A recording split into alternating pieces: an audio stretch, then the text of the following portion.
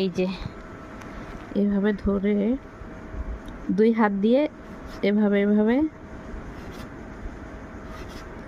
একটা একটা করে কাটতে হয়। এই পিঠাটা খাওয়া অনেক কষ্ট, তারপরেও কিছু জিনিস আছে কষ্ট করে খেলেও ভাল লাগে। তো আমাদের মা চাচিরা কিন্তু অনেক কষ্ট করে এভাবে পিঠা বানিয়ে বানিয়ে আমাদেরকে কিন্তু রান্না করে খাওয়ায়।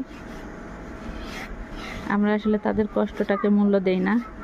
এইভাবে করে সব পিঠাগুলোকে কেটে নিতে হবে।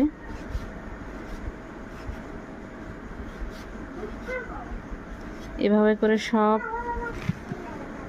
সবগুলোকে এভাবে করে কেটে নিতে হবে।